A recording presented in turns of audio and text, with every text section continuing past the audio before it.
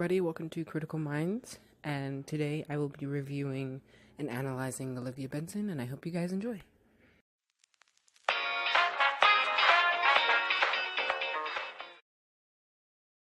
Alright, so I guess I should basically start off with the fact that Olivia Benson is probably one of my favorite characters, along with Ice-T, because, I mean, come on, it's Ice-T. But Olivia Benson is my favorite for more, I guess you could say, more serious reasons. One of the things I really like about her is her just, I don't know, it's more like she's always on the straight and narrow. Even when she makes a mistake, she'll always admit to it. I mean, it might take her a while, but she'll always get there, you know?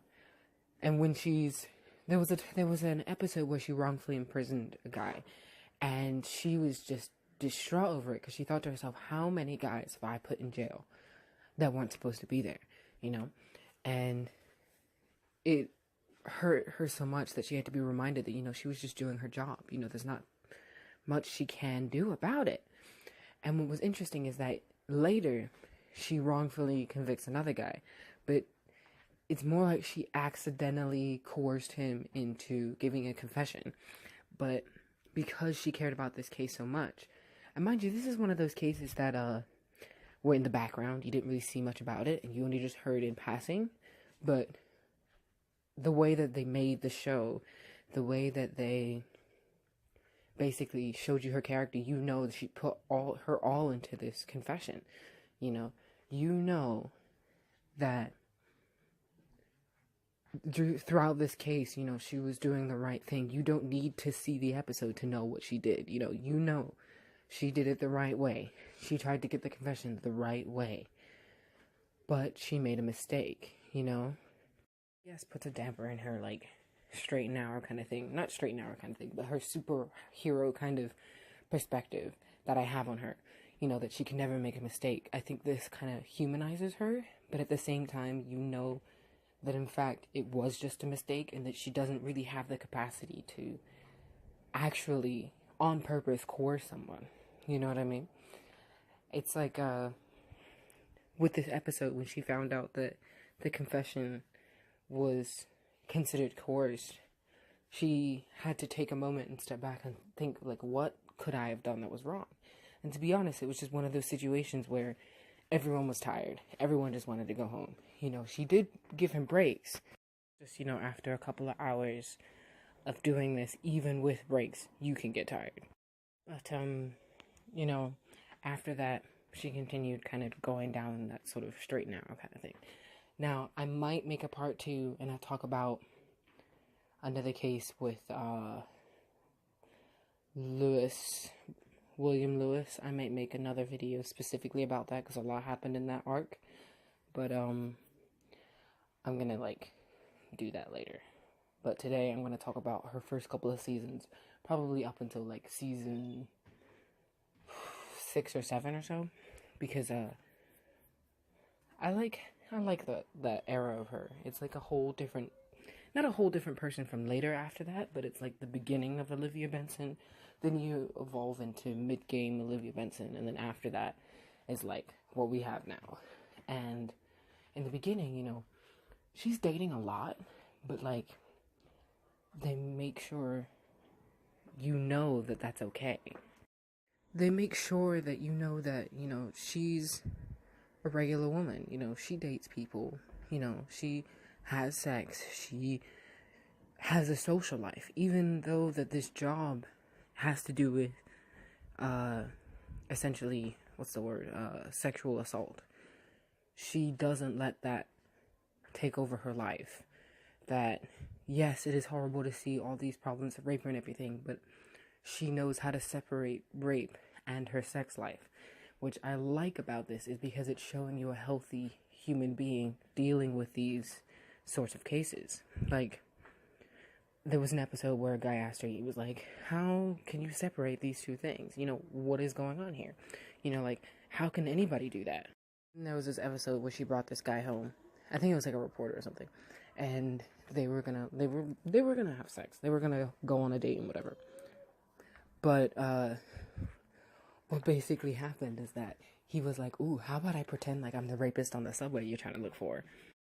And at that moment, she was like, no. And he was like, no, come on, let's do this, blah, blah, blah. And she's like, no, no, no, and no. And she basically just kind of like elbows him and like essentially locks herself in the bathroom because she's not about to get raped. She's like, not today. I'm not doing this, right? And what I liked about this scene is that this is how she's showing you how she separates the two things. She cannot bring that home. She cannot fantasize about that sort of thing when she's investigating it. You know what I mean? So it kind of tells you how she's able to separate that. Now, don't get me wrong. Some people might like that, you know. But when it comes to Olivia Benson, I think she doesn't allow herself to, or doesn't want to, or just simply doesn't like it. You know, she wants to separate those two lives. You know, she wants to, I guess you could say, keep it professional in the business and then have that completely separate from her social life. That's why she doesn't like to talk about what's happening, you know. But what's also interesting is that she does end up dating people in law enforcement. She dated a lawyer, she dated an FBI guy, she dated an undercover guy. I'm not going to tell you who that is because I don't know, I kind of want you guys to be surprised when it happens. But I might talk about it in the next video. But it was interesting. You know, she dates in and outside her profession. And I think the ones that you don't see are the ones that she dates outside of her profession because they don't really see it relevant because she just does what she wants. You don't have to know everything, you know. And every once in a while, you see her come to a crime scene in this really pretty dress, and everyone's like, ooh, nice dress. And she's like, look, I don't care about that right now. I got a victim I got to look after. You know, she bounces back like that. You know, she's like, oh, I got to go. She'll leave her date, and then she'll come there. She doesn't have time to change, but she changes her perspective fast. She's not even gonna mention her date. I mean, sometimes she might like make a quick remark, but that's usually just to shut up whoever's asking her about her date. And afterwards, she's like full in business mode, getting ready to help out with this investigation. And I love that about her, you know. And I think she's probably one of the most professional and probably one of the least likely to get fired, if you will, because everybody on this would probably be fired with the amount of craziness that they've gotten up to. But she has never really been violent with anybody, except for later on, which I won't mention. But I'll mention that in its own episode in itself. But she's never really been violent towards people. She's only ever shot, I think, like 2 guys. And I think she's supposed to portray the model SVU employee. And I think the only reason why she's ever done anything inexplicably wrong and illegal to get the job that she does is for strictly entertainment purposes only. If this wasn't a TV show and she was a real person, I don't think she would have done anything illegal. She is too straight and narrow to do this. You know, I just think they wanted to create a sort of character development, you know, so that they could continue on with the show. And don't get me wrong, it's incredibly interesting and entertaining as hell to me.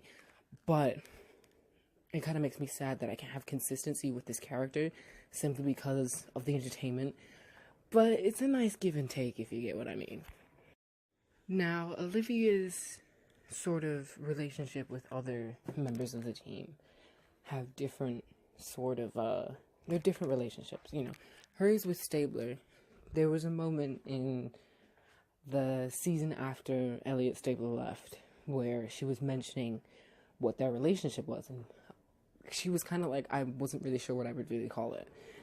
And honestly, what that told me is that during the time she probably didn't have feelings for him at all, but when he left, she realized how much she missed him, and she wondered to herself, like, is there something I would have wanted? But at the same time, she's like, I don't think he's really my type. But they had such a close bond, it can be quite confusing. And it was interesting because during the time that they're together, you know, it's an obvious brother-sister kind of, well, not really brother-sister, more like a, kick something. It's more like a genuine friendship. maybe at times it comes across as brother sister, but a lot of the times it's just kind of a genuine friendship. Like, they always have each other's back. I mean, you know, you'd have some of those exceptions, but a lot of the times it's usually because they're trying to protect them and stuff like that. But I think what that really told me about her was that she has the ability to befriend somebody. She has the ability to interact with others well enough to establish such a great bond. Now, when Elliot left and Nicholas Amaro came on, she was not incredible. She wasn't happy about that. She'd rather be alone, which I can understand after a very, very long time. I think it was like 12 or 15 years of, I think it was 15? I'd have to come back to that. I'll put a description in the comments. But I'll put the description in the description. You know what I mean. Anyway, after that long time of them being partners, she gets a new one. You know, you're never going to like your new partner. You know, after this strong bond is just suddenly gone, you're never going to want to go back to that. But, after a while, after essentially he proves himself, he basically ends up becoming like new Elliot Stabler, but not to the extreme. I think they brought on Amaro because I honestly think they thought maybe Elliot wouldn't catch up with the times, although I know that the whole reason why he left was actually for a contract dispute. But I honestly think the reason why that they hired a guy to play the person, Nick Amaro, was because they wanted somebody who was like Elliot Stabler, but could fit more in with the times, if you know what I mean. Like, it doesn't make sense to have someone so, I wouldn't say belligerent, but he's pretty aggressive. Like, Elliot Stabler is pretty aggressive, and I think they liked the back and forth between Olivia and Elliot, but they needed someone a little less aggravated assault-ish, you know what I mean? So they brought Nick Amaro, and Olivia did not particularly like him, and I think she didn't like him because she saw things in him that was like Elliot, and she didn't want to have a replacement for him. She didn't think that was like, she thought that was wrong. You know, you cannot replace Elliot, and it tore her up for like a good season. And then Nick Amaro kind of showed himself being like another person. Like he was adapting his own personality, but at the same time it was a personality that worked well with Olivia, and because of that it showed that she has the ability to meet someone new after a long relationship. She has the ability to keep going even though that something has changed in her life. She can adapt to that change. And I like that. Now, the number one thing that I think is the greatest thing about Olivia is that she admits to her own wrongdoing, which I mentioned before, but I'm talking about updated information. On the first episode, she used a transphobic slur, and it bothers a lot of people. And some people still use it today. Doesn't mean it's okay, but she used one. And then when it came through the series, yes, some people could say that this is just political correctness, but this is literally Special Victims Unit, and you kind of have to be politically correct when it comes to special victims. You know, you can't just throw politics in there like that, you know, like, it's more like you have to make the complaining witness comfortable. So using politically correct words would make it a lot easier. Now, she has evolved to learn better words, better terms, and better ways of talking to people. And the fact that it's essentially she gets refreshers and she goes off of those refreshers. She never thinks, oh, but we never said that before. You know, why do we have to say it now? She's always like, okay, this is the new next thing I need to understand. Like, I wouldn't be surprised if 2 years from now she understood what the word non-binary means. And that's kind of, I wouldn't say it's obscure. It's more like not a lot of people really care or know about it. But it's the fact that she has the ability to change her mind on things based on what the facts are, you know, and she no longer uses gay slurs, transphobic slurs. She never really used racial slurs. I mean, I never really heard anything specific like that, but if she did, I'm pretty sure she doesn't say it anymore. There might be some I don't know that she used.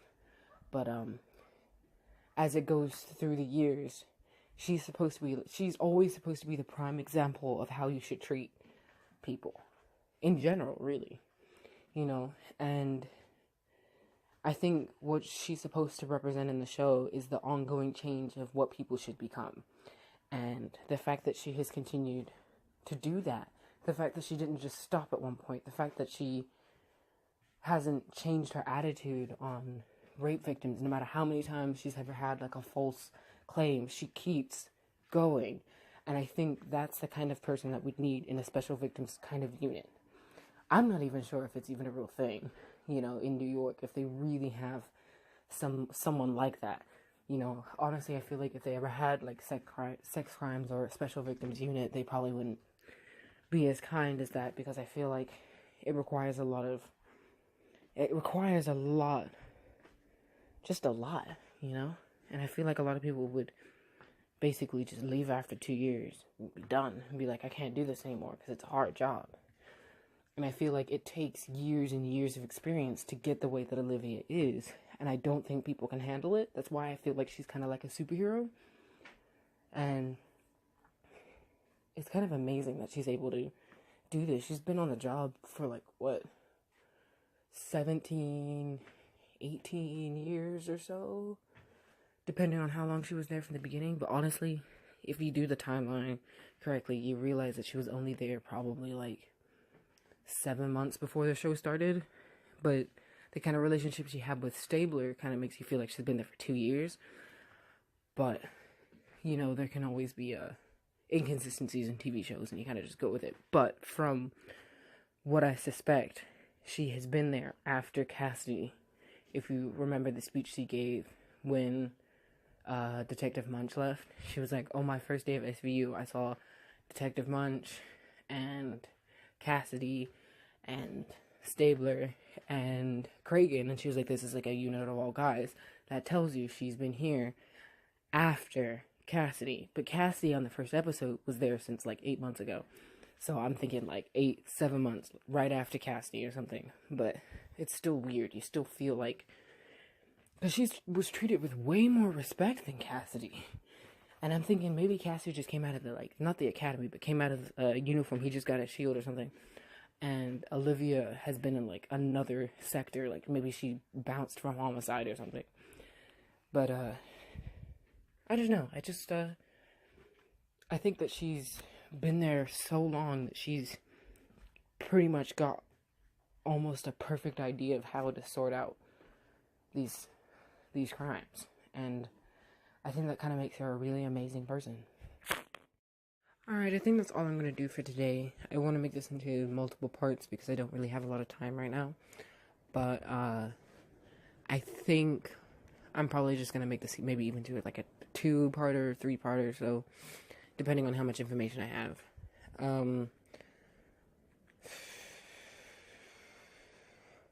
I hope to do more. It's just that Christmas is a big time of year. I got kids I gotta look after and presents to do, and it takes up a lot of time. But like I said, after New Year's, I'm gonna go back to that three videos a week kind of thing. But thanks for listening, and I'll see you on the flippity flip. Alright guys, thanks for watching. If you want to watch last week's video, you can click on the lower hanging scale. Next week's video will be up on the higher hanging scale when I feel like it. Press the subscribe button if you like to see more, and I'll see you guys on the flippity flips.